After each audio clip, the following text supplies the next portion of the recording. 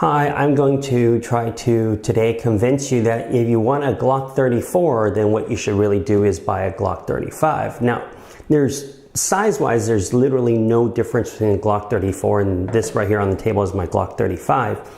Now, the reason I want to convince you of that is I find the Glock 35 to be a better option than the Glock 34, even if you're only going to shoot 9mm. Now, with the Glocks, the ease of just, this is the Glock 35 here.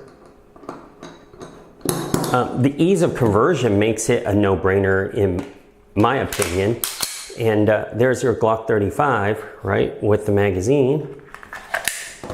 That's Glock 35 shooting 40 Smith & Wesson. Now we go ahead and,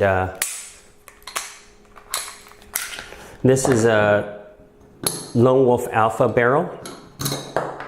Go ahead and I've shot plenty of 9mm out of this and have no malfunctions except for the subsonic 9mm, then they don't cycle well. But otherwise, here we go.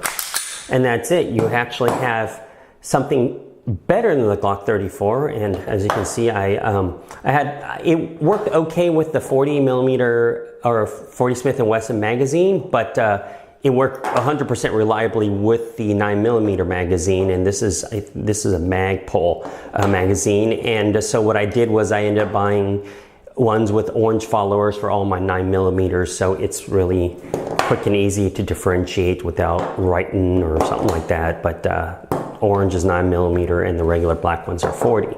And just like that, you have a Glock equivalent Glock 34. But wait, you don't, because you have something better than the Glock 34. Number one, if you were going to buy a threaded barrel as an option anyways, like this one for your 9mm, then you're not spending more money because you were going to buy an extra barrel. But the benefit of having a Glock 35 versus a Glock 34 is when you switch to 9mm, a 40 Smith & Wesson is basically a neck down 10mm, and a 9mm is a 9mm. And so therefore, the diameter of the Glock 35 shooting 40 Smith & Wesson is actually an extra millimeter. And so the benefit of that is, let me take off the barrel real quick, is basically you're getting a bull barrel.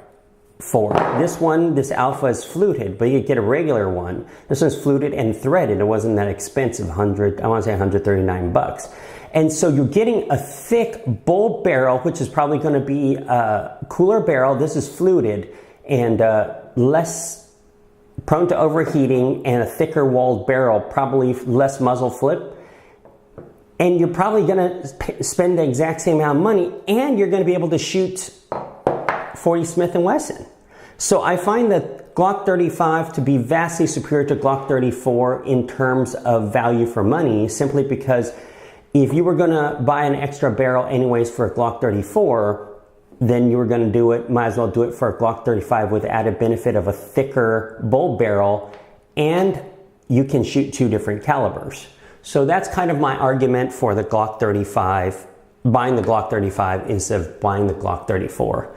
If you disagree, then go ahead and buy just the Glock 34. But if you do end up buying the Glock 34 and getting an aftermarket threaded barrel, you'll find that cost-wise, you spent the exact same round to shoot just one caliber.